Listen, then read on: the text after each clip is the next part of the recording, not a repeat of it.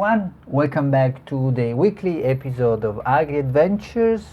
We speak with Jasper Button from the Commune of Button in Adelaide Hills. We will speak with him about natural wines, about the new market of natural wines, and a little bit about his restaurant in Adelaide Hills. Enjoy. Welcome, Jasper, in AgriAdventures radio and YouTube program. And could you please tell us a little bit about why did you decide to move into wine production? Well, my story starts in agricultural production, really from a very young age. So my parents bought a property with two other families in the Adelaide Hills in 1992, and they moved all together into this property, which is where we live now. There were three families, and they planted together about 14 acres or 3.5 hectares of vines, Pinot Noir and Chardonnay, with the idea that there would be a share farming opportunity, and the fruit would be sold to wineries in South Australia. So I grew up from the age of 10. The first vineyard was planted. Now they're sort of 28 years old, the oldest vineyards. And so I've been around the vines almost my entire life. In terms of the winery and Commune of Buttons, in 2011, I came back from being overseas, traveling.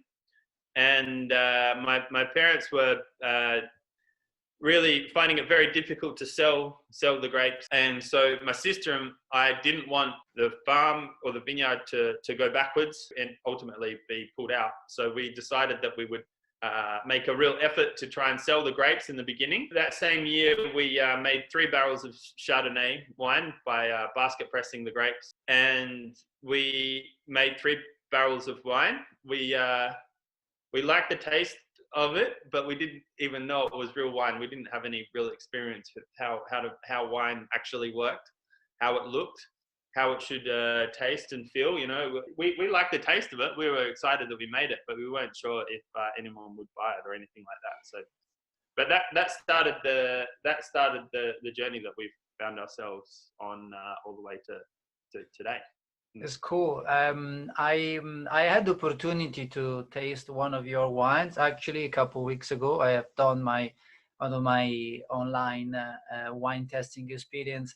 I am approaching in this period of time a series of natural winemakers and natural wines produced around South Australia, mainly for fun, because I like to explore and find new way of express the grapes. And I actually found the strong influence of French wine making, at least for the staying on the lees and for the fermentation in barrel, but I suppose not young, obviously. And I was questioning myself. I say these grapes, they will work amazingly also for a second fermentation in bottle and having a sparkly from the hills. Have you never thought about it? Yes. There was a huge complexity, and the match with food, it was amazing. Like I was constantly coming out with new dishes to match with the Chardonnay. And I think that, like, I had the opportunity, as I said, to taste a couple natural wines. Some of them, they were extreme in terms of flavors, like they were more tasting like fermented juices.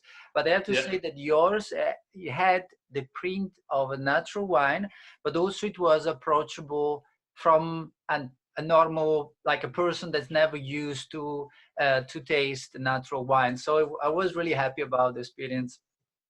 And by the way, why did you decide to move in natural wines? It was just because normal process it come out in natural wines, or it was more thought about? Well, actually, so the first year we made the 3 barrels of Chardonnay, and then the next year we were looking for people to buy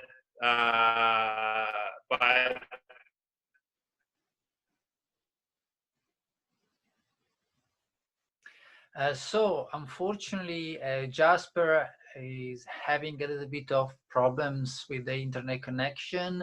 He is located in Adelaide Hills, and now we're organizing to keep going with the interview in a better location. So what I was asking you, what I said, why did you choose to enter into the natural wine world? That story, it sort of continues on from 2000 and 2011, and fast forward to 2012. We were in the process of trying to sell our grapes once again. And I was cold calling a lot of producers in the area, in Adelaide Hills. And I got onto a guy called Anton von Klopper from Lucy Margot Vineyards. He just came and looked at the grapes and said, you know, he was interested in buying the grapes, which was really nice for us. And he gave me a couple of bottles of wine. And those wines, what was beautiful about them was their I had always been told how to enjoy wine. It hadn't naturally come to me to enjoy wine. And these wines I could just really enjoy just for I didn't need to be told how to enjoy them, that they were expensive or that there was, or anything. It was just what I thought wine really should be like. Juicy, lively, aromatic, and just in the true sense of the word, delicious. That was the beginning, that spark of truth, if you like. And then from there, that year we made a little bit more wine with that excitement behind us, and the journey began. You have 3 hectares, right? 3.5. How many wine do you produce? Depends on the year. It really depends, but in a good year we would produce 3 to 4 wines from our vineyards. We're very small production. We like to keep it small. The fermentation vessels that we use are small. We are quite hands-on, and by that I mean we hand harvest the grapes, and then if we have to destem the red grapes, we do that by hand. We transport those grapes bucket by bucket into wooden fermenters. So it's all very small, and so the wines themselves are never a big volume. So we never make more than about 3,000 bottles per cuvee. We keep it small. We like to make light red wines, so wines that don't have a lot of extraction and maceration. We pick early. We pick on acidity. We want the wines to be fresh and accessible and easy to drink, particularly the reds. The whites, but I like to get the Chardonnay riper, and it holds onto its acidity a lot more. I enjoy the mouthful and the textural sort of intensity of riper white wines, and so having the full expression of the grape of the wine when it's ripe is what we're looking for in our. We as a small production of around 30,000 bottles in a good year, we can quite easily sell those wines. And the market is growing, so people are responding to it, particularly younger sort of generation of wine drinkers. There is something that people really enjoy about the immediacy of it. It's delicious straight away.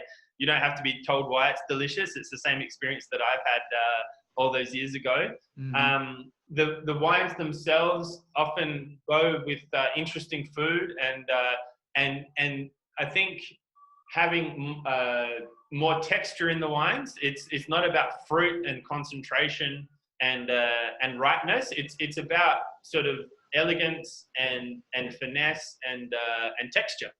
You can also very easily have natural wines as like an aperitif, or in a bar, casually just have a couple of glasses with something. So I have to say that when you were explaining before how you make wine and how you harvest and hand harvest and everything, it was reminding to me what for me it's a normal wine. Like in Italy, because the geography, because the market is made from tiny wineries, majority of the wine producers, they own the vineyard, and the vintage is generally done by hands.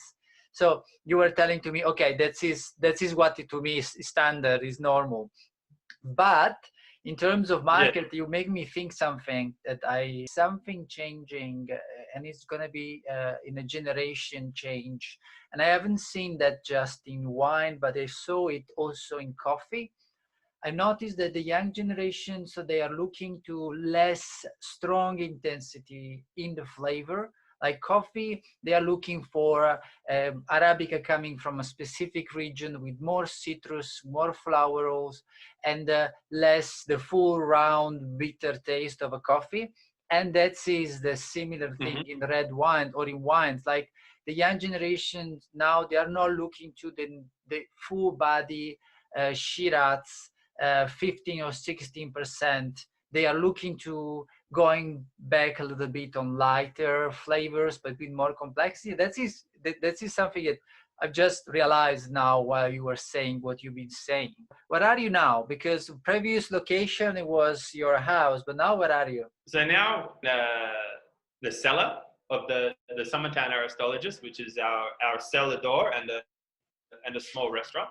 Okay. And so this room I'm in now is actually the cellar of the building.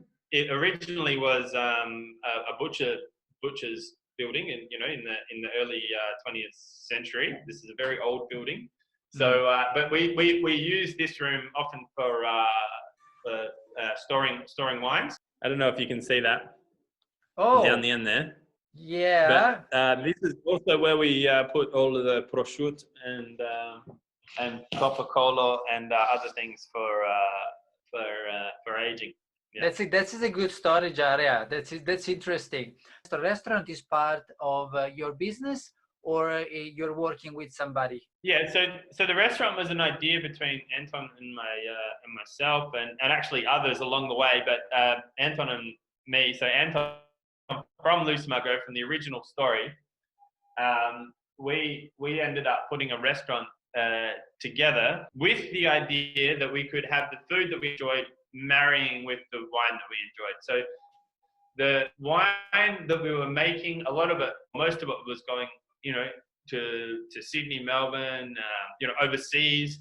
And actually there was nowhere locally where we could enjoy the wines and marry the food with that. So 3 years ago now, we decided we were going to open somewhere very simple to eat and where you could drink the wines. We recruited another guy, Aaron, who was from a restaurant called Arana at the time. He was the restaurant manager there. And we started what we call the Summertown Aristologist. The concept, it was the same as the wines, that we would source ingredients from artisanal producers, and that we would grow our own vegetables, and we would just have a small place where the food was real, is the wine, and we would put together real meals that people could enjoy and drink with the wine. That was the original idea, and 3 or 4 years later, we've very talented people cooking for us. A culmination of a lot of work, a lot of agricultural work, a lot of intensity going into these really nice little plates of food, and it's really turned into something that we're all very proud of. Now we know that we don't just are gonna have a wine experience if we come to visit, but also we can have wine and food experience with something local. Now, we also we ended up selling vegetable boxes from the garden. And your wine is possible to purchase from the cellador. It's possible to purchase from a website. Indeed. So that we have a website. Yes. We also have the cellar door is open Fridays, Saturdays, and Sundays at the Aristologist.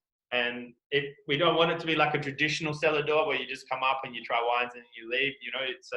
There's the whole experience of eating and drinking and bringing people together. That's the idea. And in terms of social medias, can we find a Facebook page, an Instagram page? Instagram, the one that we look after the most. Perfect. Okay, I think that everyone that has been following us now knows a little bit about your story, knows about the wine, especially the products, but the idea of blending all together and having an experience in Adelaide Hills.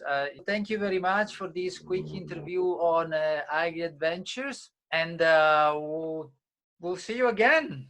Hope that you enjoyed this 15 minutes episode of AgriAdventures. Unfortunately, as you have seen, we had a few technical issues. It was to me a good opportunity to speak with Jasper about his products and learn more about the pathway he has been following to develop those products. So we will see you again next week with another 15 minutes episode on AgriAdventures. Have a good day. Ciao.